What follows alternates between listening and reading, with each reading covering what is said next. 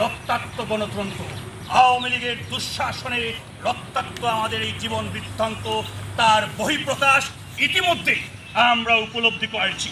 লাগামহীন লোডশেডিং, আমরা যারা বিদ্যুৎ ব্যবহার করি আমাদের বিদ্যুৎ বিল কিন্তু বকেয়া নয়, কিন্তু তারপরও কেন কয়লার জন্য সমগ্র বাংলাদেশের মানুষ আজ বিদ্যুতের জন্য বিভ্রান্ত হচ্ছে।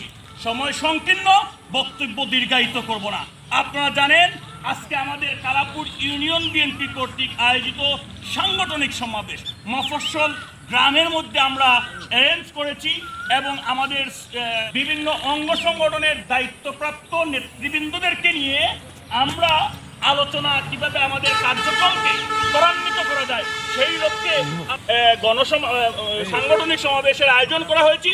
কিন্তু আপনারা দেখেছেন প্রতিমান হয়েছে বাজারের মধ্যেই জুম্মার নামাজের পর থেকেই প্রশাসনের ভাইয়েরা অবস্থান করেছে, আমাদের উপর মিথ্যা মামলা হামলা দিয়ে আমাদের নেতৃবৃন্দদেরকে বিভিন্নভাবে ভয়ভীতি দেখাচ্ছে।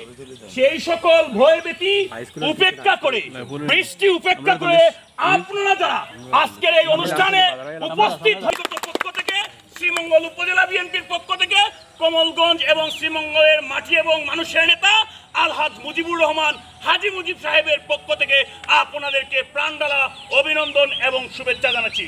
সম্মানিত নেতৃবৃন্দ, এখানে উপজেলা এবং পৌর বিএনপির বিভিন্ন অঙ্গ সংগঠনের সিনিয়র নেতৃবৃন্দ আছেন, আপনাদেরকে দিক নির্দেশনা দিবেন কিভাবে আগামীতে এই ফ্যাসিস্ট সরকারের মোকাবেলা করতে যে সকল প্রস্তুতি, যে সকল কার্যক্রম আপনাদেরকে নির্দেশনা দিবেন। আমরা ইনশাআল্লাহ তা অক্ষরে পালন করব। সবাইকে আবারও শুভেচ্ছা জানিয়ে বিদায় নিচ্ছি।